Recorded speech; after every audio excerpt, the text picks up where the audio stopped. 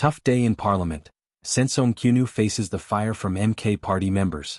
The ad hoc committee hearing in Parliament turned fiery today as former Police Minister Senzo Mchunu struggled to hold his ground under a barrage of sharp, uncompromising questions, many coming from MK party members determined to expose what they call the rot in policing leadership. Mchunu was called to clarify allegations of interference in SAPS investigations and his role in disbanding the National Political Killings Task Team, a move that many believe protected politically connected individuals in KwaZulu-Natal. But what was meant to be a calm explanation quickly turned into a tense back and forth. MKP MPs accused Mchunu of hiding behind bureaucratic language, and demanded direct answers about his alleged relationship with certain business figures linked to police tenders. One member pressed him bluntly. "Minister, why did you shut down a task team that was catching killers, unless you were protecting someone?" The question drew murmurs across the chamber. Mchunu, visibly frustrated, shot back that the decision was made for operational efficiency, and that he had never interfered in any investigation or procurement matter. The MKP members made it clear they weren't there for polite exchanges.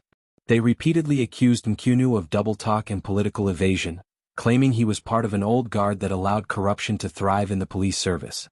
One of them went so far as to say, "You can't preach integrity when the same system you led was falling apart under your watch." It was a heavy blow, and the atmosphere grew so heated that the committee chairperson had to intervene several times to restore order. Despite the tough grilling, Mchunu stood his ground.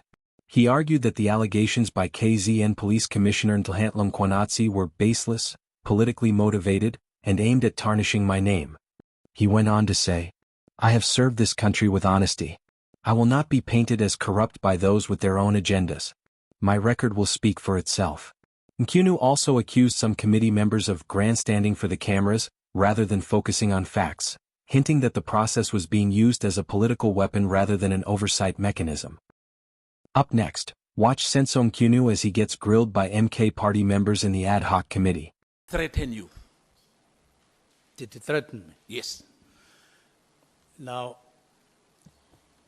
I felt that he was threatening me if the conversation between him and Mr. Nkabinde is true, as he related to me at the time when it was happening. Firstly, saying that he is angry. So, and then secondly, if the minister is clean, it suggested a lot of other things. If the minister is clean, and so on. So I felt that he was actually issuing threats, and it was undue, because the letter was not written to him in the first place. It was written to the National Commission. So I felt it was threatening. Whether I got threatened or not threatened is a different matter, but I felt that they were threatening.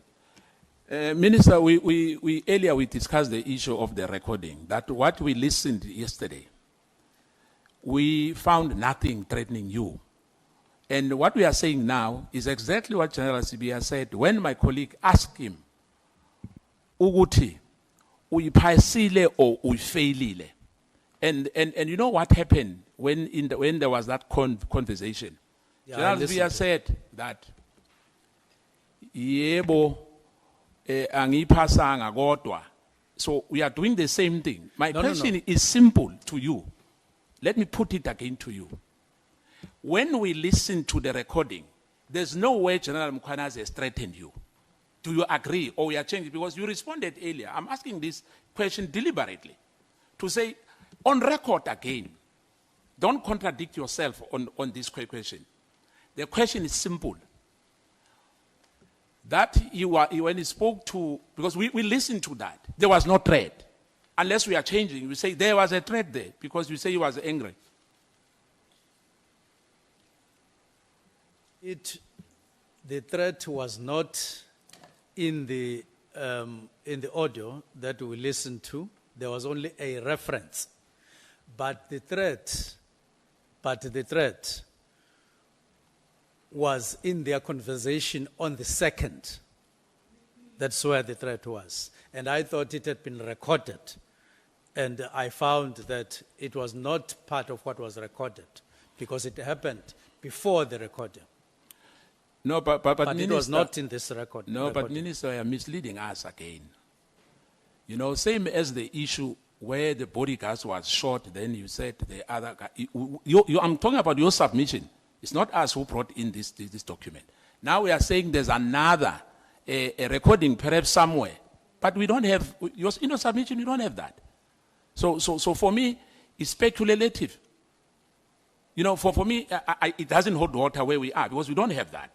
But for the sake of progress, let's come to the issue of crime intelligence and the Honorable Inspector Skosana. General of Intelligence. Let's not debate that matter. We have ruled on it. Thank you, Chair. At least you must help the minister there because really, yeah. But let's come to crime intelligence and the Inspector General of Intelligence, Investigating Directorate Against Corruption and Independent Police Investigating Directorate. Do you know and understand the role of crime intelligence in terms of profiling people?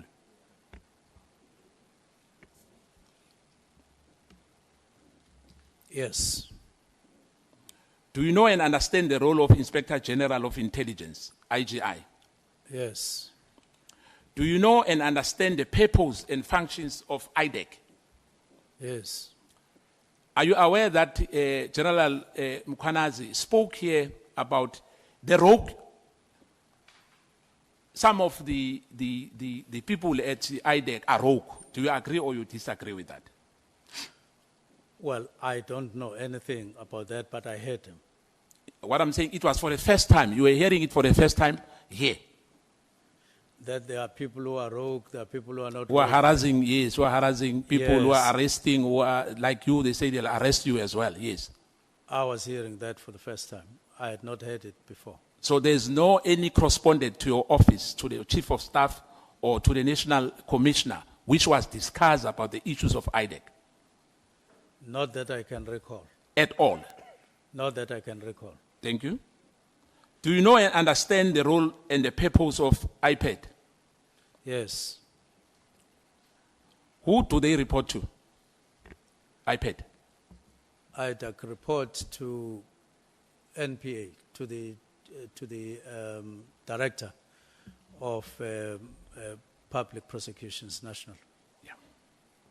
If so, why didn't you refer Patricia Mashale matter to crime intelligence instead of IGI?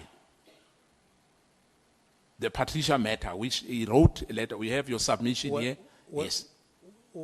On various occasions when Patricia would write whatever she writes on whatever platform, she included intelligence most of the time. This about intelligence, that about intelligence. And I thought it fit that I should ask the person who is Inspector General on intelligence to look into the matter. But earlier, Minister, you said when I asked you that, do you understand the role of crime intelligence? You said yes. And I asked you about the role of the Inspector General. You say yes. Yes. But you took the matter of Patricia to a wrong agent Not Patricia. of the Inspector General. You say yes. Yes. But you took the matter of Patricia to a wrong agent. Not Patricia Delil, Honorable I mean, Member. Patricia Mashale. May you please correct No, it. not really. And apologize to. But apologize Patricia to Mashale. No, not really, Honorable Honorable Member. Skosana, may you please apologize to. Yeah, no, I apologize for mentioning Patricia Delil. It's Patricia Mashale.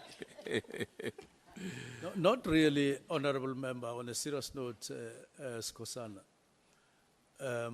I saw nothing wrong in saying to the Inspector General of Intelligence, can you look at this person because she often writes on matters of intelligence. I just want to know who she is because I'd never come across her and so on. I needed to know. And he didn't say it doesn't fall within my scope or whatever.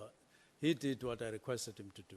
Yeah, but as I said, it doesn't matter, Minister, even if he has done that. But it was referred to a wrong person. And Patricia Mashile is not an expert of intelligence. Do you agree on that? No, I didn't want the IGI to write on her expertise. I just wanted to know, who is this person? Now, is it true that Sisoka took that case docket of iPad to IDEC? Are you aware of that? Have you ever heard about that? That what happened? Yes, that Sisoka took the case dockets from iPad to IDEC. Are you aware of that case? Patricia Mashale, No, Sisoka. I'm talking about Sisoka now. soccer matters. Yes. Well, I'm not aware. You're not aware. Yeah, I've never come across anything that I read that pertains to that from her. Let's come to your chief of staff. How long do you know Mr. Nkabinde? I know him from, Just a moment. Are you in the same frequency?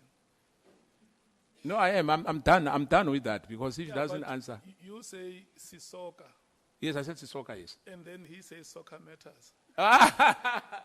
No, I didn't say soccer matters. I heard you say. Chief of staff, as I ask you about your chief of staff, how long do you know Mr. Nkabinde? I know him from 2017.